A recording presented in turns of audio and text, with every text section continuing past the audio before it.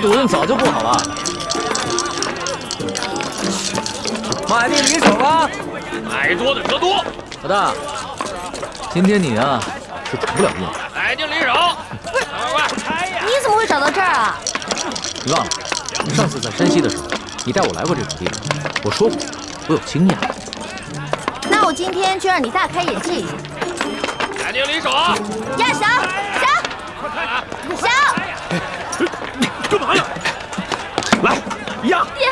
爹，你不能再赌了，这钱是给娘买药的。干什么你？爹，把椅子给我，走开吧你！爹，我求你了，你快回去吧，娘还等着我们呢。滚！爹，赶紧拿钱走回去吧，我们。爹，滚！哎，滚！兄弟，赌钱输赢不要紧，你还是拿着这个钱救人一命，赶紧去给你娘子买药吧。我赌不赌钱干你屁事儿！爹，我们回去吧，爹。滚！来，哎，买定离手，买定离手。豹子！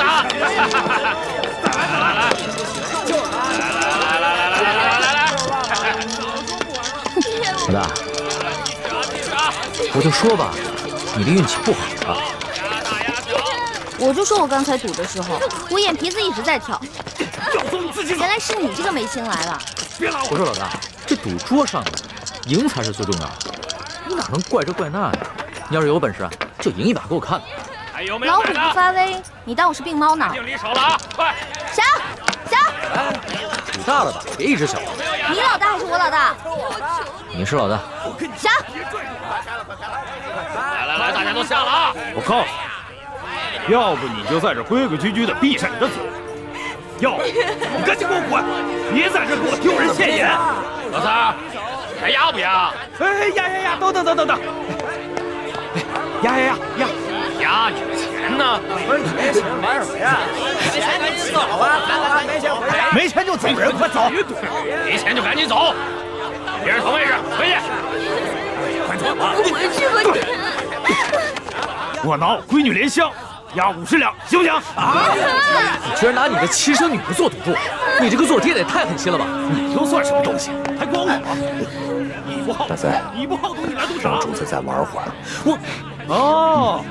我算是明白了，这是个扫把星。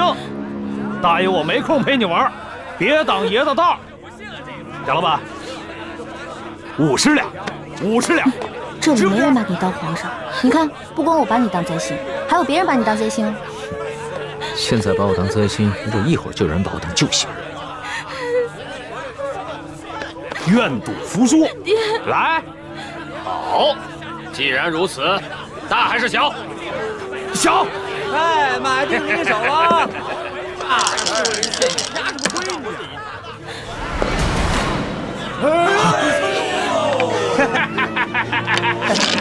老子通杀！仙王，这骰子一定有问题。我怎么没看出来？我是火眼金睛，你一凡胎肉眼，当然看不出来。快，我们走！站住！哎，站住！站住！贾老板，咱们可都不是外人。贾老板，你放了我，放了我闺女。一个月，我肯定把钱还你，翻倍。何三儿啊，愿赌服输，这可是你自己说的。你的女儿留下来，什么时候你有钱了，再来赎你的女儿。把她拖出去！贾老板，我求你了，贾老板，就饶了我这一回吧。我这是开赌场的，不是开善堂的。滚！贾老板，走，且慢。贾老板，有何指教啊，这位公子？贾有才，你每次都摇出豹子，这个是怎么训练出来的？赌场赌的是手气，手气好的时候，一连开几手豹子是有的；手气不好的时候，连续输了10几20手，也是很正常的。风水轮流转，输赢无定数，对不对啊？没错，好，说的有道理。那你敢不敢跟我赌一把？我这开赌场的，还不敢跟人赌吗？好啊，就这么定了。假如你赢了，我给你100两；如果你输了，你给我50两。还有这个小妹妹，他是另外的50两，怎么样？这可不公平。这有什么不公平的？不都是100两吗？他现在是我的人，身价自然也就水涨船高了。他现在值100两。刚才50两，现在就100两。你也太会坐地起价了吧！莲香姑娘明明是以50两银子输给你的。我们做生意的，自然是要赚钱。你赌还是不赌？我赌。好。走，莲香，别动，打住点。我的赌注在这儿了，你的呢？怎么着？怕我没钱啊？有钱你就拿出来。有钱拿出来呀！拿出来呀！拿出来呀！拿出来呀！借我点钱呗。哎呀，没钱，没钱。借钱可以，不过我有条件。什么条件啊？赌完这一局就跟我回去。龙小弟，你这是落井下石啊！那我也是跟老大学。好，如此可笑也，我答应你，给我钱。快点儿！哦，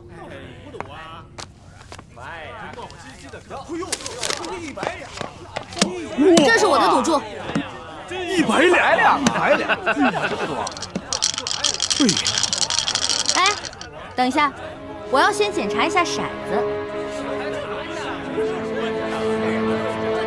哼，检查就检查，我这儿从来不弄虚作假。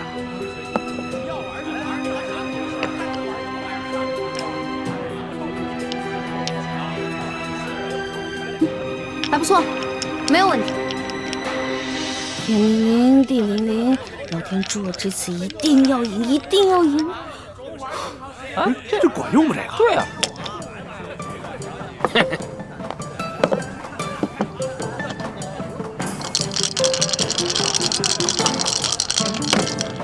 我压大，你压大，那我只能压小喽。小，我也压。买定离手。等一下。在你打开之前呢，我要先求一求神仙。这能赢吗？这可以。老天啊，老天，请保佑我这次一定要赢，请保佑我这次一定要赢。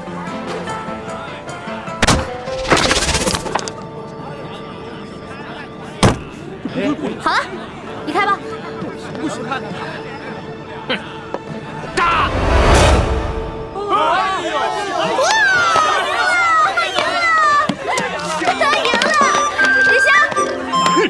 老师，起来，林香，走。你们放开！林香，这100两你先拿着，回去给你娘看病。谢谢。还有你，让我再看见你赌博的话，小心我宰了你，知道吗？多谢这位爷，谢谢。莲香，多谢这位爷，赶紧走吧。谢谢。走，谢谢。你呀，别来了。老大，你这一出英雄救美唱的，这莲香看你的眼神都不一样。这回知道了吧？老大我比你有魅力多了。那是，我们老大的魅力是最大的，小弟我都快被你迷死了。老大，咱们回去吧。慢！哼！哎呦，这大赛，竟然敢用水银闪出梁换柱，被他们给发现了，我们只能来硬的了。老大，你这一出英雄救美唱的，这莲香看你的眼神都不一样。这回知道了吧？老大我比你有魅力多了。那是，我们老大的魅力是最大的，小弟我都快被你迷死了。老大，咱们回去吧。慢！哼！哎呦，这大赛，竟然敢用水银闪出梁换柱，被他们给发现了，我们只能来硬的了。哎呦，朱老千啊！骰子是他给我的，你们找他。来，老大，慢着！卢小弟，我走了，失陪了。这，太行。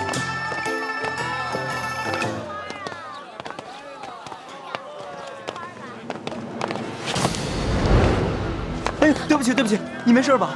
没事吧？哎呦，我就说嘛，小叫花子敢偷我钱是吧？接过去。大哥，我求求你了，你就饶了我吧！我这兄弟们都饿得慌，才万般无奈做出这种勾当。大哥，我错了还不行吗？大哥，你就饶了我吧！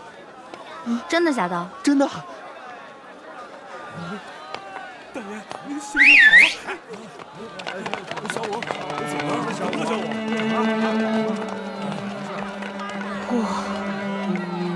我们都是流落在京城附近的灾民，已经好多日子没有吃过一顿饱饭。对呀，是啊，快饿死了！我也没吃饭，好久没吃粮食了，就是饿死了。行吧，你们跟我走吧。大哥，你这还要送我去见官？啊，见官啊！我呀，请你们吃面去，走，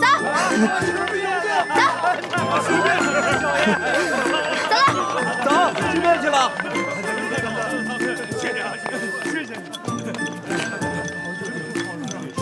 慢点，还有呢，慢点吃啊，不着急啊。赵哥哥，你真好。哎，可惜我身上没什么钱了，不然的话，我请你们去对面这家酒楼吃饭了。哎，对了，你叫什么名字啊？哦，我姓武，家里排行老六，叫我小武吧。小六也行。小武，我姓易，你以后叫我易大哥就行啊。小武代表兄弟们，多谢易大哥。哎，大家都别客气，从此以后啊，咱们就是兄弟了。快坐，快坐。您慢走，您慢走。好好吃。哎，这位小爷在这儿摆阔呢，请这些叫花子们吃面。你是谁啊？跟你有什么关系吗？哎呀，大哥哥，这个老板姓钱，叫富贵，他呀平时最喜欢摆阔气，怎么样以？戏弄穷人为乐。最近啊，城里来了好些灾民，他就作为肉包子施舍，是吗？但是得跪下磕头叫他声爹，叫我一声他才能给一个。前几日他还想戏弄我们，被我们给骂回去了。没想到这不在这儿贺年大哥哥请我们吃面，他心里啊自然看着不舒服。哎呀，这一碗面能顶几个时辰？上我家酒楼，天天有热包子施舍。小五，你知道规矩，叫你们兄弟跪下给我磕个头，叫我声爹啊！钱富贵，我们这些叫花子，膝下也是有黄金的，我们宁可沿街乞讨，也不可能跟你下跪。哎呦呵，叫我们这么多人给你做儿子，你也不怕折了寿？哎，说得好，说得好啊！贫贱不能移，威武不能屈，我就喜欢你这样的。哎哥，我和你也是一见如故，以后啊，要是有用得着我的地方，尽管来找我。当然了，咱们以后就是兄弟了，你知道吗？我平时啊最看不起那种有几个臭钱就觉得自己了不起的奸商。你说谁奸商？哎，谁听着耳朵刺耳，谁就是奸商啊！我说你了吗？听着刺耳吗？那你就是奸商呗！哎，大家看啊，他这是不打自招了。你从哪个犄角旮旯里钻出来的？奸商！敢到太岁头上动土？你看他那样。老大，老大，老大，终于找到你了。你这个小弟大人怎么又找来了？你在这儿请全城的叫花子吃面，一下就传开了，我听到就过来。你来也没用，你又不是叫花子，我不会请你。哎，你怎么这么没良心啊？你惹了祸，我帮你摆平了，你现在过河就拆桥，面都不请我吃一碗。没钱啊？没钱怎么请你啊？那我请你吃面总行了吧？行，不过你得到对面的酒楼请我。没问题。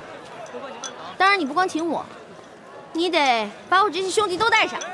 没问题，这么点人还能吃穷？兄弟们，他请咱们吃饭了，走了，走。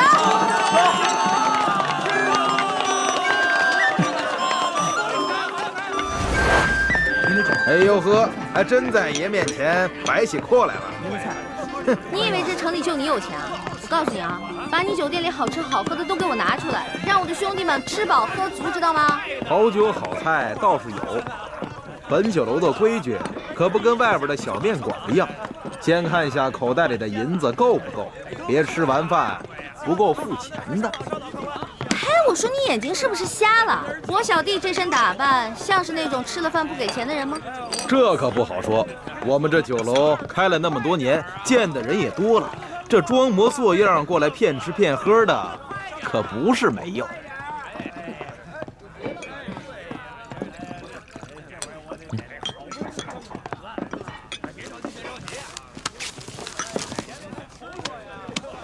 田老板，你看够不够？哎，嘿嘿，哎呀，够了，够了，够了，够了！小二，来上菜。好嘞，好嘞。陈老板，听说你长期施舍肉包子给穷人，但是有一个条件，就是要让他们跪下来喊你一声爹。啊，我是生意人，又不是这些穷人的爹娘，我每天给他们包子吃，救他们的性命。难道不是他们的再生爹娘？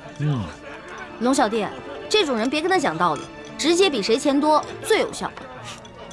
老大说的对，钱老板，哎，那我就跟你比一比谁的钱多。要是你的钱没我多，不管你以后行不行善，若是要行善，就不能提任何条件，也不能以欺负穷人为乐。我不止这一家酒楼。这城里所有的酒楼，还有珠宝行，都是我们钱家的产业。头头，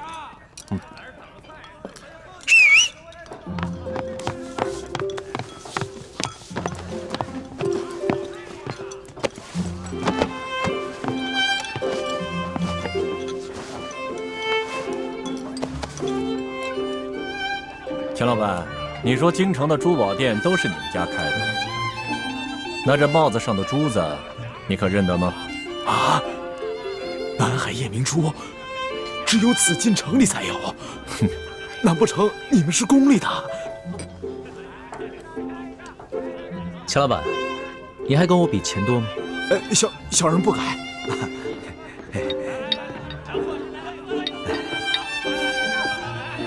钱老板，一个人可以有钱有势，却不能无良无德，更不能无法无天。对，就算你有万贯的家财，也可能在一夕之间化为乌有。是我说的话，你听明白了吗？听明白了，小人日后日日行善，再不敢欺负穷人了。好，替我老大好好照顾这帮兄弟们，下去吧。是。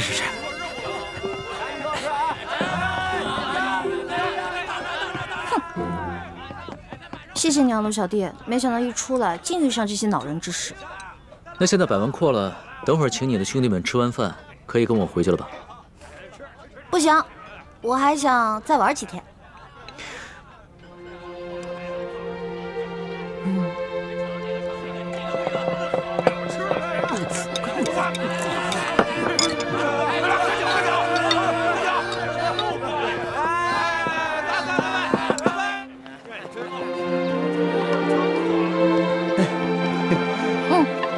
小五，来，银票给你，记住大哥跟你说的话，让兄弟们拿这些钱做些生意，自食其力，别在街上流浪了。多谢易大哥，小五一定不会辜负易大哥的期望的。我相信你。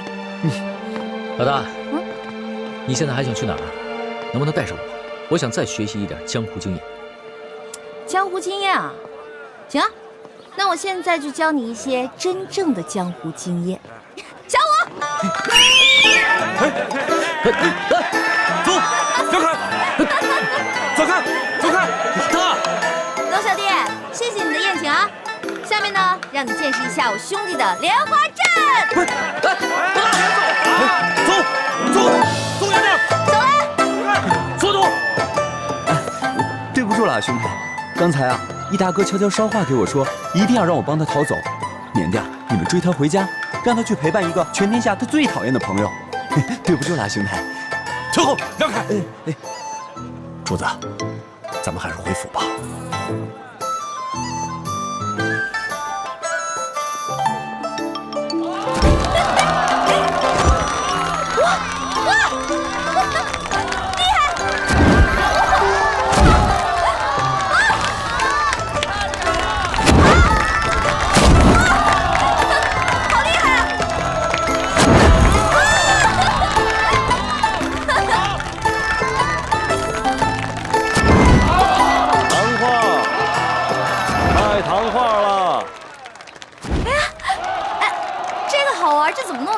啊，在这儿画的。我看，糖画。这是糖画啊，谢谢啊。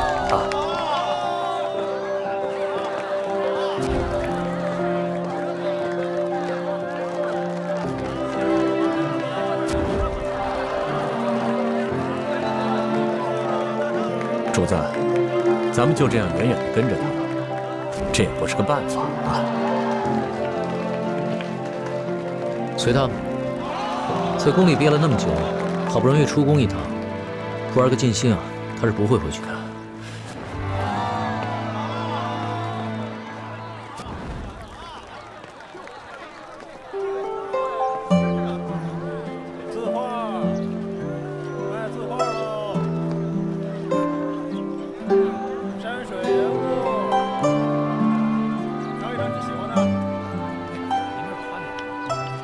老板，这个我买了。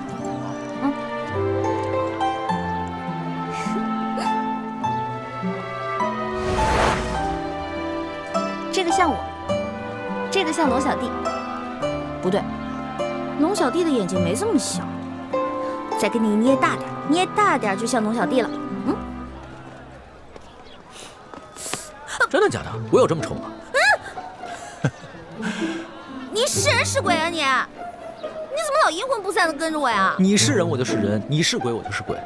你忘了，咱们俩结拜的时候可是说好了，不求同年同月同日生，但求同年同月同日死。猪哥哥，你怎么来了？喂，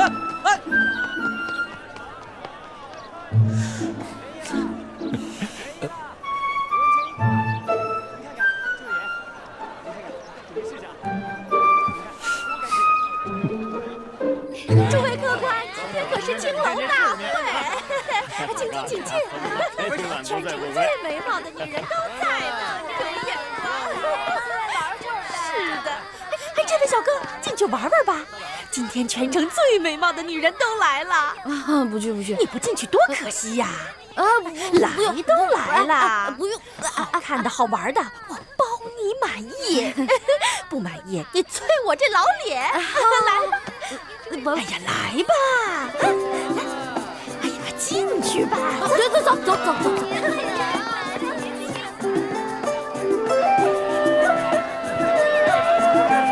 大家把酒都满上喝呀！快喝呀！真好。这样喝，我上去了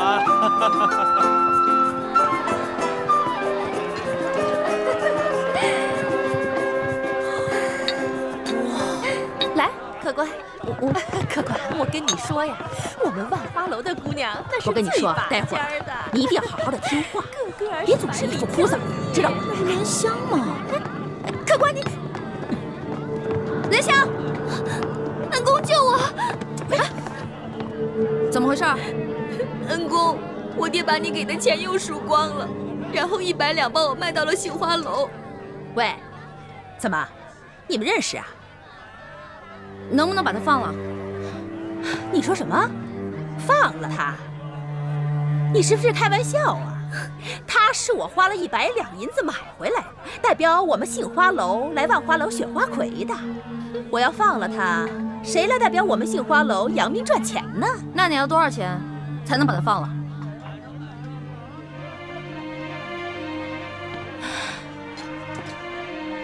怎么，你们两个是老相好啊？不对呀，这莲香还是一个厨，怎么可能和你是老相好呢？说，你到底是干什么的？我是干什么的并不重要，我就问你，多少钱你才能放了他？口气不小嘛！哎，你真想赎他呀？开价吧。行，你要是真想赎他，给我500两就够了。500两？怎么？没钱是吧？没钱那就少扮英雄救美。你这种人，老娘我见多了。让开，让开！哎，别妨碍我们选花魁。哎，我告诉你啊，我们莲香呢是又年轻又漂亮，一旦选上了花魁呀，这身价一定倍增。到时候你想赎他的话，那至少1000两了。走，等一下，怎么了？没钱赎人，能不能换人？换人？什么意思啊？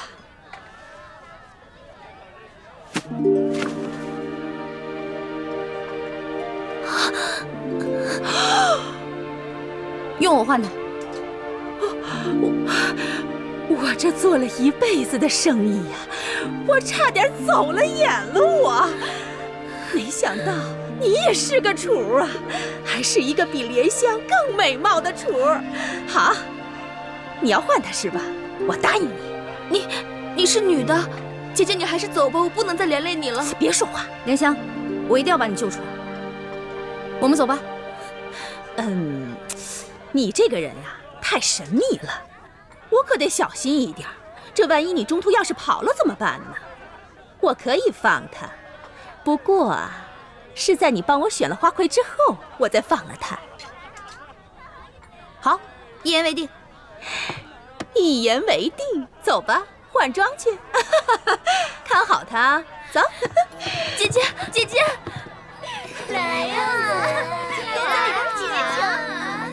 刚刚易欢是在这个地方消失的，也没什么别的路了，肯定是进这万花楼了。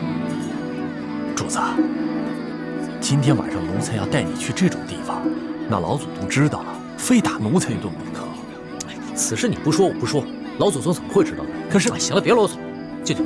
哎呀，是，守着点啊，别动啊！都在这好好等着，热络。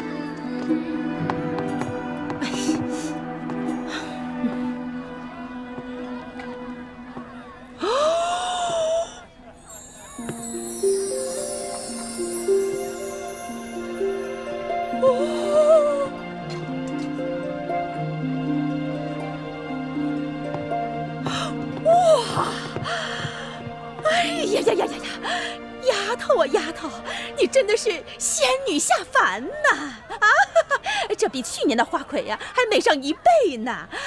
我跟你说，待会儿一定要给妈妈长脸，一定要把12花楼的花魁给我拿下来。但是妈妈，我能不能先把脑袋上这花给摘了？这花太多了，我戴着难受。不行。那个。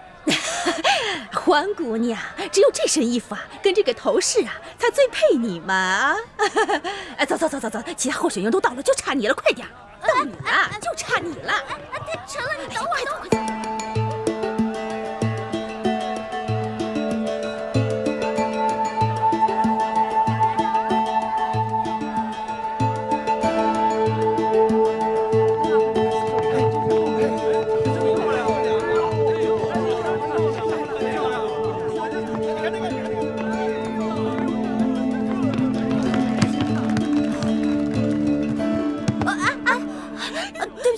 您是哪个花楼的姑娘？会不会走路啊？对不起啊。今天全城12大花楼的家人都到齐了，花魁比赛正式开始。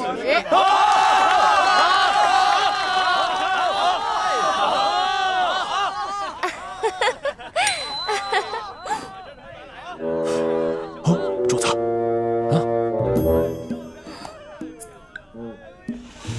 不好，龙小弟追来，这下麻烦了。现在我们有请上一届的花魁，是谁呀？西域姑娘出场。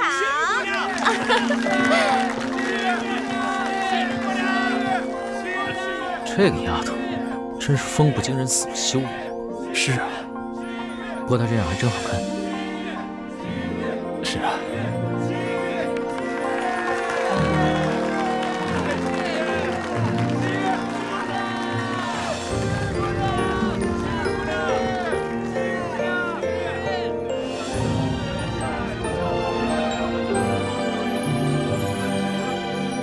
各位客官，如果您中意我们哪位姑娘，便可以从那里拿一朵鲜花放进那位姑娘的花篮里。今天鲜花得的最多的那位姑娘，便是我们的花魁候选人。候选人将会与上一届的花魁一决高低，胜出者便是今年的花魁。好，好，各位客官，就让我们来抛花选美吧。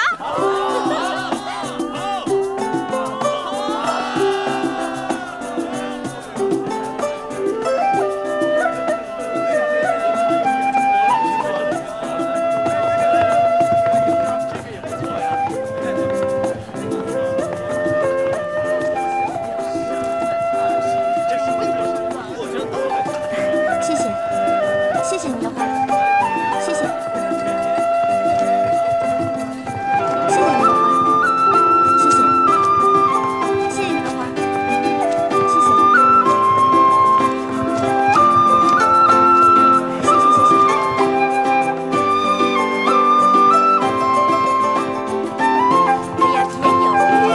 谢谢，谢谢，谢谢，谢谢，谢谢，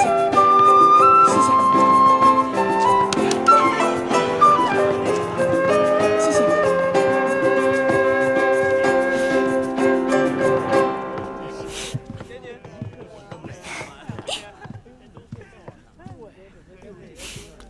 等会儿再跟你算账。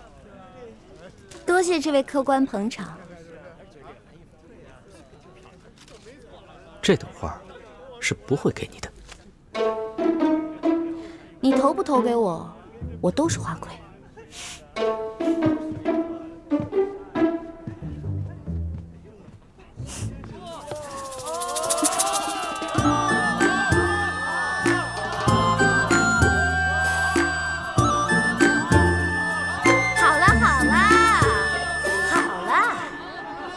各位客官，经过激烈的抛花选美，结果是……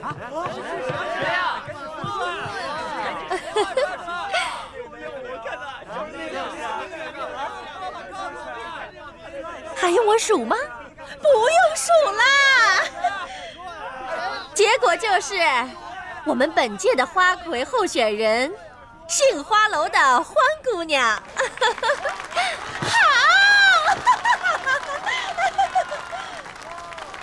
现在由上一届的花魁西域姑娘与本届的候选人欢姑娘进行歌舞比试，谁得的鲜花最多，谁就是本届万花楼的花魁。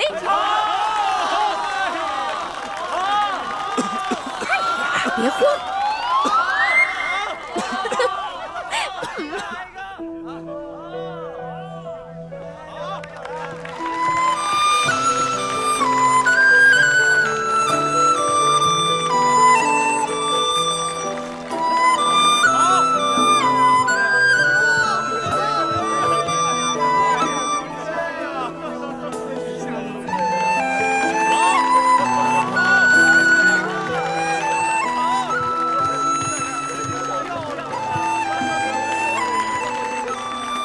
这位客官，可否借一下你的宝剑？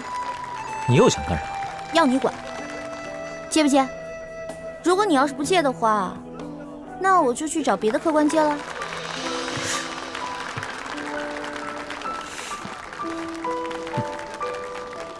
这，多谢客官。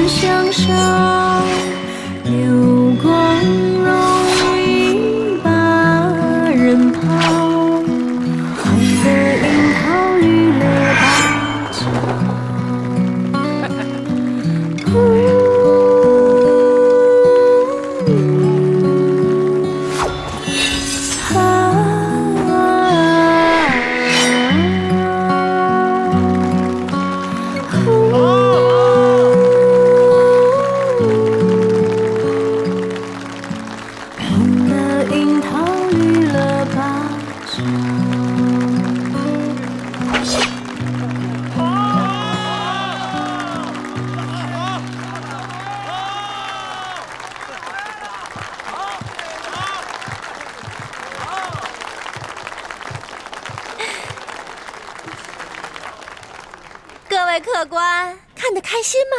开心！现在开始投花选花魁。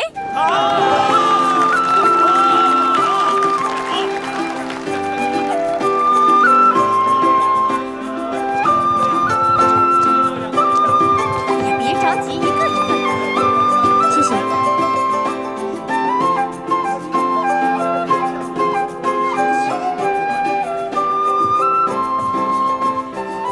两位姑娘花盘里的花一样多，按规矩呀，两位都是今年的花魁。我宣布，今年的花魁是欢姑娘和心玉姑娘。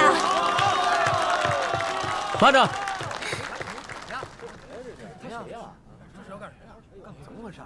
我这儿还有一朵花没投呢。这人是谁？难道我给西域姑娘多数花作弊被他看出来了？嘿，你这人怎么这样？刚刚你怎么不投啊？刚才人那么多，现在投也来得及啊。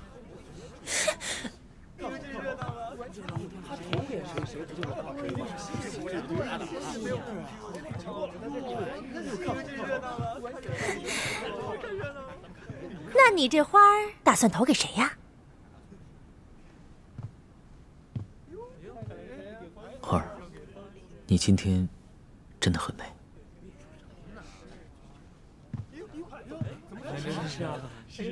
哇！西域姑娘花盘里的花比欢姑娘多上一朵，所以今年的花魁还是西域姑娘。哎呀！今年的花魁，西域姑娘。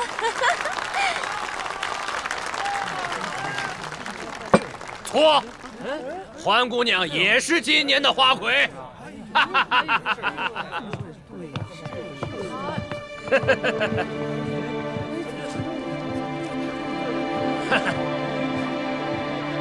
我这儿也有一朵花没投，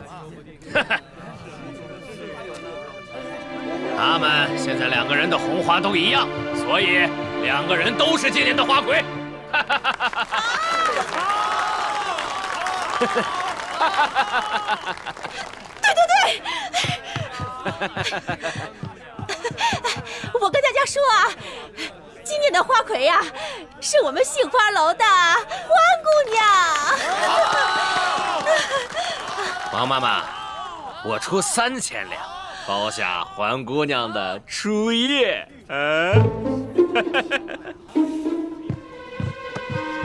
可以啊，贾老板，不过你得先把钱给我。应该的，应该的。贾老板更有钱的嘛。那是自然，我爹是直隶首富。把蓝香给我放了。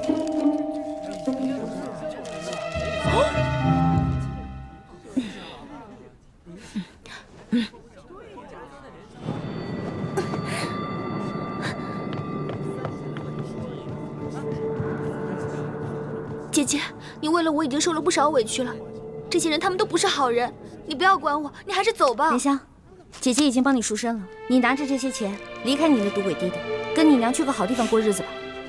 可是我……哎，不许再说了，如果你再说的话，姐姐该生气了。快走吧，走啊！您真是有眼光啊！原来你忙活了这么久，就是为了救这个莲香姑娘。不然呢？你以为我得了失心疯啊？那现在你可以跟我回去了吗？欢姑娘，咱们走吧。去哪儿啊？自然是去我们该去的地方，做我们该做的事情。春宵一刻值千金呐！好啊！别过来！别过来！欢姑娘，你这是干什么呀？贾老板，您可真是贵人多忘事啊！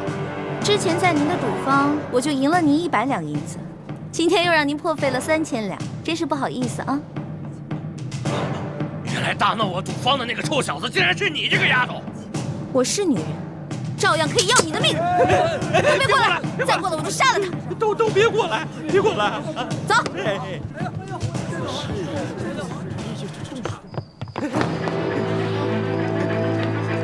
走。有话好好说啊！你们别过来啊！别过来！黄姑娘，你这……走！哎呀！朋友，愣着干什么？追呀！追！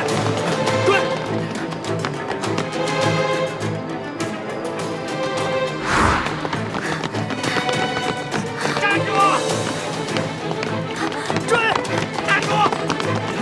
站住！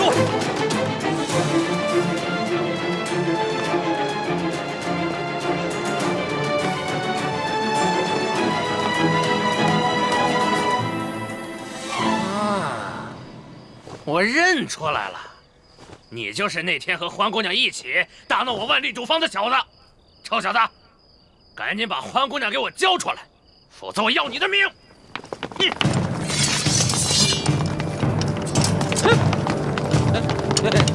各位官爷，是不是搞错了？我可是直隶首富的儿子，我叔叔是京城的二品大员，该抓的是他们啊！该抓的是他们。直隶首富，二品大员，那算什么？我们家主子可是全国第一首富，这大清朝的第一大官儿。哎呀，大清朝第一大官儿，你以为他是皇帝老子呢？啊！贾老板，很不幸，你猜中了，我们家主子正是当今皇上。跪下！万岁爷饶命！万岁爷饶命啊！万岁爷，小的有眼无珠，有眼无识泰山，你大人大量，放了我吧！卓图，在，把这危害一方的恶霸拿起来，送到刑部审问，再查一查他的叔叔和爹爹是不是做过什么违法乱纪之事。这，把他那爪子给我剁了！遮住！哎呀，万岁爷，饶命啊！万岁爷！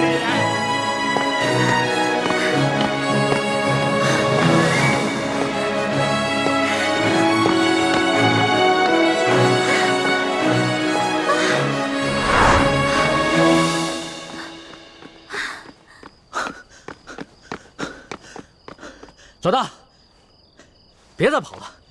出宫这么多天，你还没玩够啊？你别过来啊！你要是再过来的话，我还是会逃的，你根本就追不上我。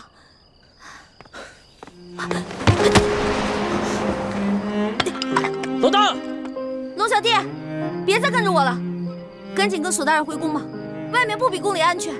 老大，你真的舍得离我而去，从此再也不见我了吗？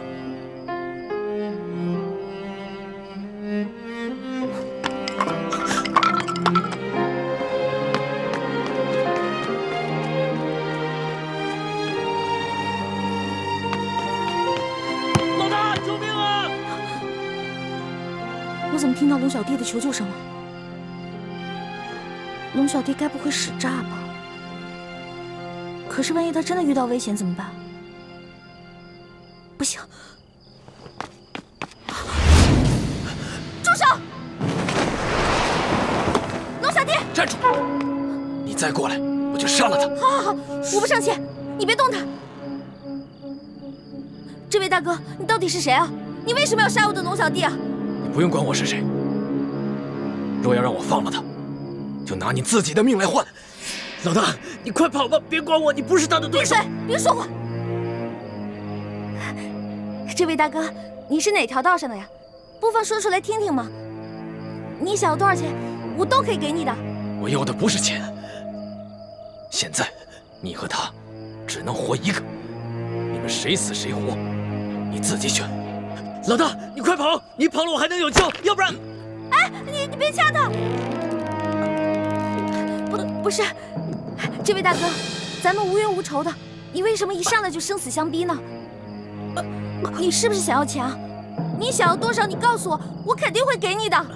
休再啰嗦，我要的不是钱，你和他只能活一个，谁死谁活，你赶紧选。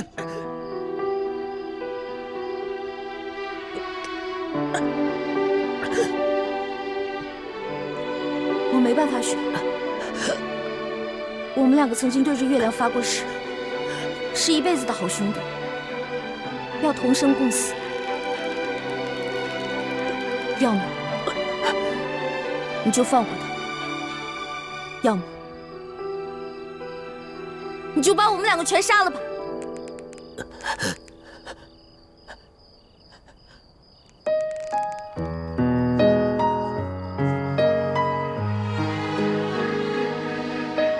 你真的愿意和他一起死？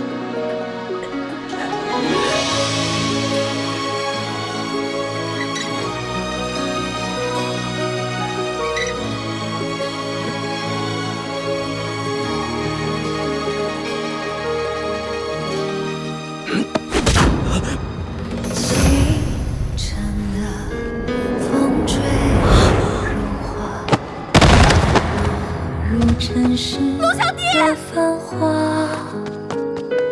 带来春风沙，恨不过。你还我陆小弟！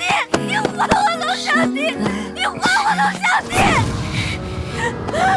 愿做他掌上的明珠，献上我纯真的祝福。朱哥哥，怎么是你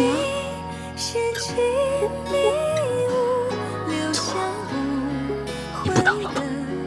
对不起啊，朱哥哥，我不知道是，对不起，朱哥哥。欢梅，如果我真的杀了他，你会杀了我？我怎么可能会伤害你呢？正如你不会伤害我一样啊。但你却会自杀，以身殉情，是吗？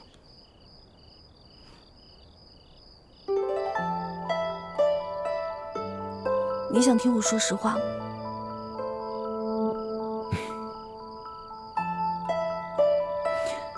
朱哥哥，身体发肤受之父母，活在这个世上，我不会为了任何一个人轻生。但如果有一天，你光复大明成功，你杀了龙小弟，我不可能成为你的皇后，我会隐居乡间，一个人生活。但是如果你光复大明失败了，龙小弟他要杀你，我一定会拼尽全力去拯救你。若没有救下你，我也不会去做他的妃子，我也会隐居民间，直到孤独终老。那如果我光复大明成功了，我留下了康熙的性命，你可愿意做我的皇后？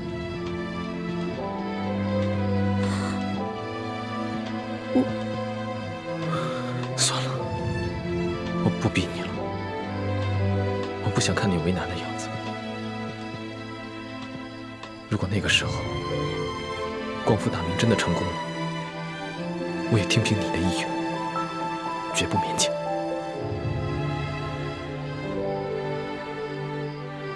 欢梅，你这次出走是不想夹在我跟康熙之间，左右为难，是吗？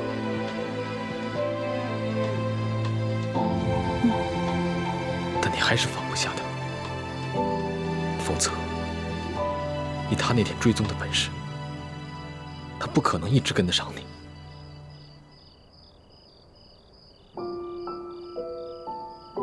你怎么知道他追踪？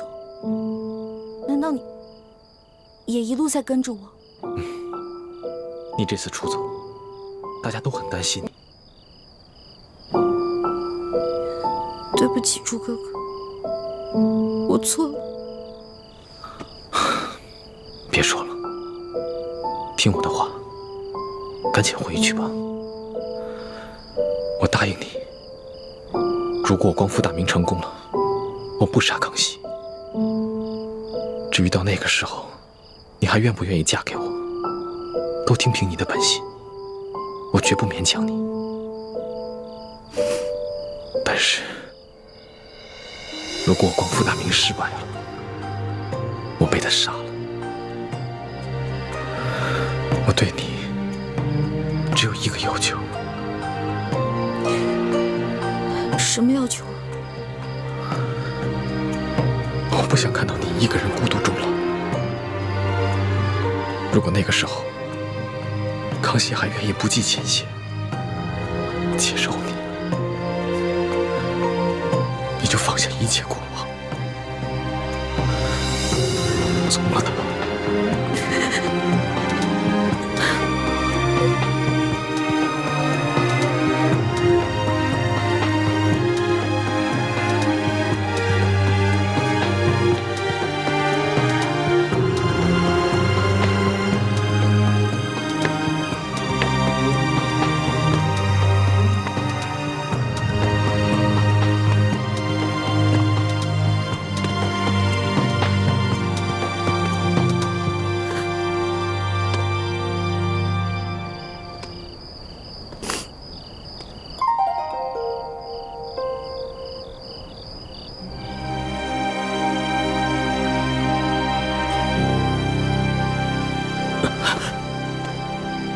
老大，我们还活着吗？还是都死了？俗话说得好啊，好人命不长，坏人活千年。你怎么可能那么容易死啊？我有点晕，你先让我躺一会儿。起开，别再装了啊！不是，哎，老大，谁救了我们呀？谁救了你？当然是老大我了。不可能吧？那个黑衣人的武功，你根本就比不上。我在他手底下，最多也就过3招，你最多10招了。不能智取啊！我打不过他，我想招啊，我聪明啊，我在我手上抹毒，我跟他过招的时候，把毒药趁机抹在他手上，结果他就中毒了。所以啊，他为了换取解药，就把我们2个放了。现在指不定在哪个地方运功排毒呢。要这么说的话，我就信了。论你这旁门外道，我老大绝对是天下第一。老大，你又救了我一回，你要怎么感谢你啊？别缠着我就行，我就谢天谢地了。你还没玩够啊？老大，我知道你是觉得我听信了宫里的谣言，所以才生我的气，是不是？我保证，我以后再也不听信谣言了。真的？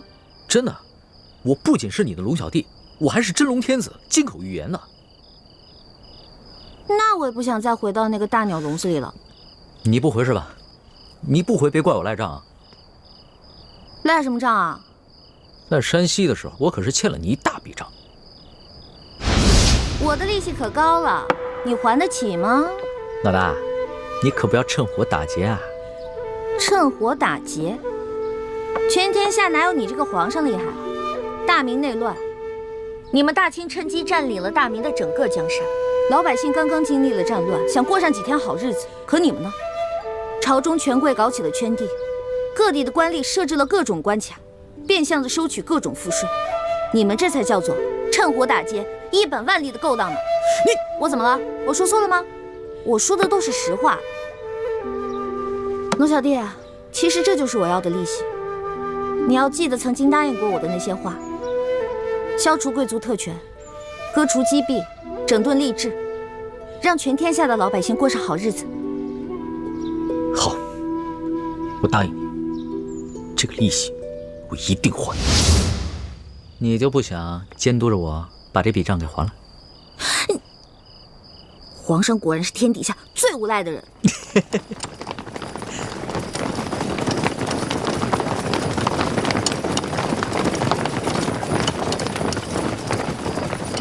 皇上，奴才恭请皇上回宫。老大，你要是现在不跟我回去的话，那我就在外边待着了。你去哪儿，我就去哪儿。算你狠！起驾！回宫。这。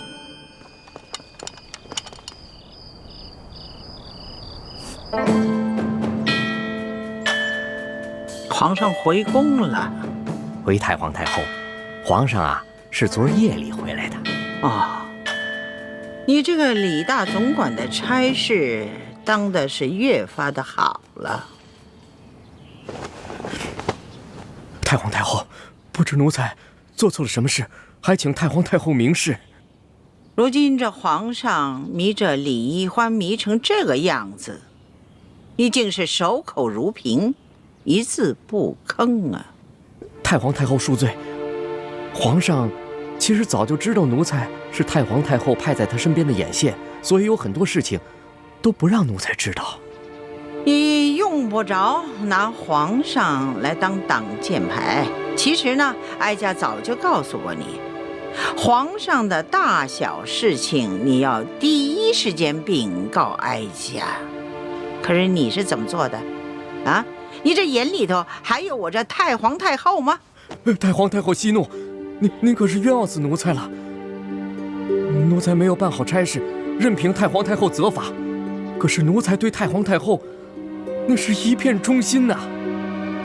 行了，起来吧。谢太皇太后。也是啊，你夹在哀家和皇上的中间，有些差呀你也不好办。皇上啊，他是越来越不像话了。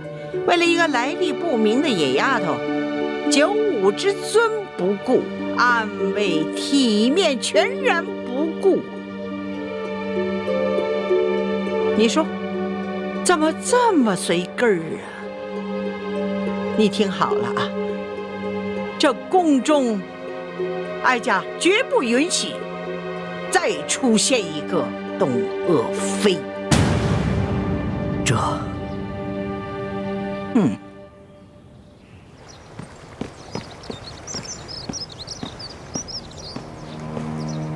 奴才索额图，给皇后请安。听说昨晚紫禁城所有的宫门大开，皇上大摇大摆地接着出走的李易欢回宫了。皇上就是要这样大张旗鼓地告诉我们，他相信李易欢，宠着李易欢，然后让我们所有人都闭嘴。哼！当年唐玄宗为了迎回杨玉环，也是这般深更半夜大开宫门，毫不顾忌朝野非议。可结果呢？难道皇上想学唐玄宗吗？这唐玄宗有安禄山，可咱们如今大清也有吴三桂啊。难道皇上都忘了这些前车之鉴了？皇上本来少年英明，可是竟然被李易欢这个丫头迷得失去了本性。都怪我当初考虑不周啊！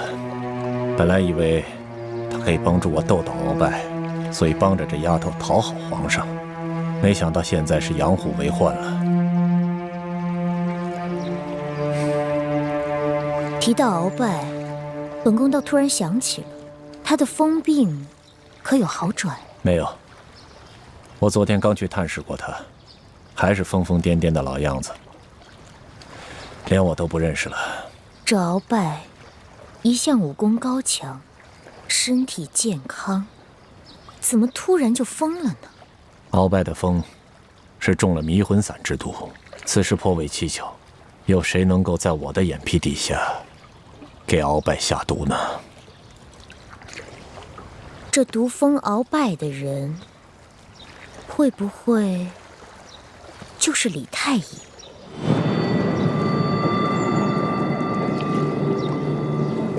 我也一直有此怀疑，只是苦无证据，所以现在也不敢声张。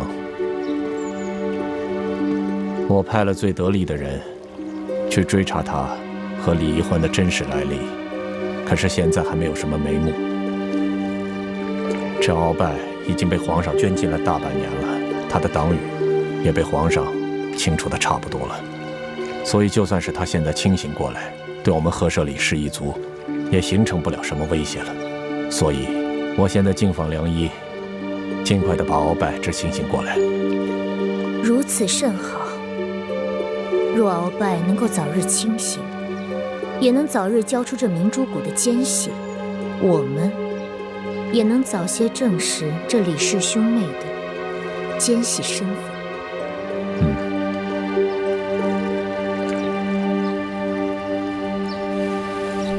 这易欢简直是胡闹，也不跟我们商量一下就擅自撤离，这岂不是叫康熙索额图更加疑心了吗？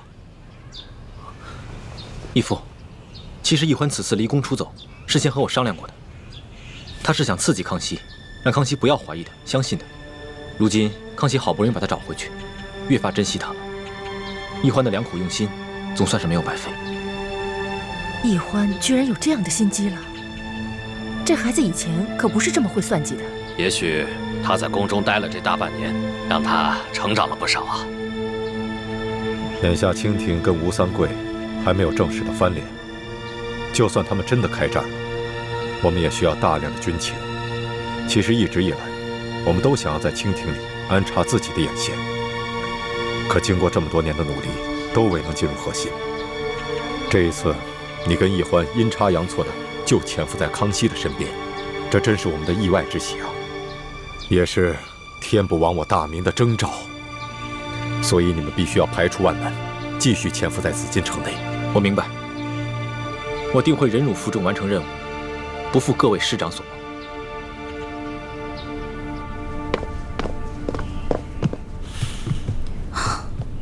哇，这么多奏折，你得批多少天啊？3天3夜都批不完。你还说呢？这不都怪你啊！大不了我陪你忙3天3夜呗。老大，这次真要是不出宫追你的话，你是不是真的就再也不回来了？为什么呀？你就真的那么狠得下心，永远的离开朕？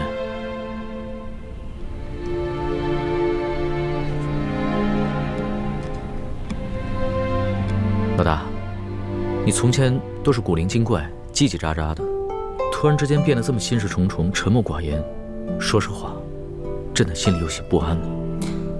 龙小弟啊，我刚开始认识你的时候，我就冒充你的老大，我喜欢保护你，真心想保护你。到后来我知道你是皇帝，知道你居然是全天下最有权势的人，而你呢，也继续任由我当你的老大。现在想一想，还真的有点可笑，不自量力呢。谁说你不自量力了？谁说你可笑了？就是因为别人一直都在想应不应该爱朕，应不应该保护朕，应不应该讨好朕。可是你呢？你从来都没有想过应不应该，你就是本能的对朕好，本能的爱护朕，所以你特别珍贵，你特别值得朕珍惜。我刚开始进皇宫是因为对皇宫好奇，我想进来看看是什么样子。到后来呢，我慢慢习惯你给我的一切，我想陪着你。可是后来渐渐的，我对皇宫有了恐惧，我想逃离，我害怕。而且，就算你总说你心里很珍惜我，你喜欢我，可是我时常能感觉到你的心在动摇。你每一次动摇，都让我特别害怕，就更想逃离了。你看看，你又在倒打一耙。朕什么时候动摇过？明明是你一直在拒绝朕，一直对朕若即若离。老大，你的那些心思，朕都明白。你放心吧，朕一定不会禁锢你，朕会尽可能的给你最大的自由，朕一定不会伤害你，朕会尽最大的努力去保护你。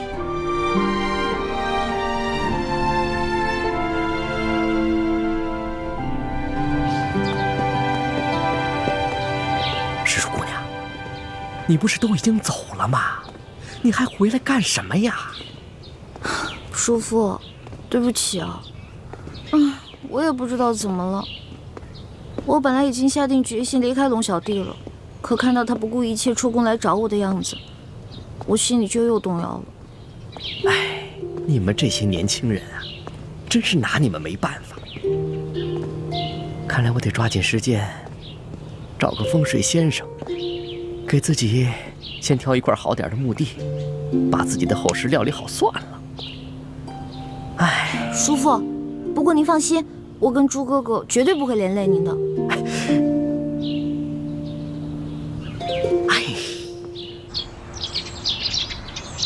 那鳌拜的病情怎么样了？回太皇太后的话，奴才已经安排人全力的在救治鳌拜了，可他的病情始终是不见好转呢。这可麻烦了，他一手打造的情报网，难道就这么一直瘫痪下去了吗？当初可是你负责监管鳌拜的呀，他是在你的眼皮底下被人毒疯的呀，而你又查不出这下毒的人，又迟迟治不好他的病。索陀，在，哀家可知道，鳌拜可是你最痛恨的对手啊，你可不能因私害公啊！太皇太后，您真的是冤枉奴才了。奴才虽然和鳌拜一直有些不和，可绝对不会因私害公，公报私仇啊。这其实毒害鳌拜之人，奴才一直有一个怀疑的对象，可因为苦无证据，所以不敢说出来。哀家信你，你但说无妨。多谢太皇太后。其实奴才监管鳌拜府邸的时候，这李太医却可以凭着皇上的密诏，自由地进出鳌拜府邸。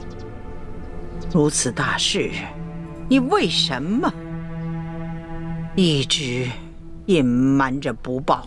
太皇太后，这皇上一直对李氏兄妹宠信有加，奴才手里没有真凭实据，岂敢胡言乱说呀？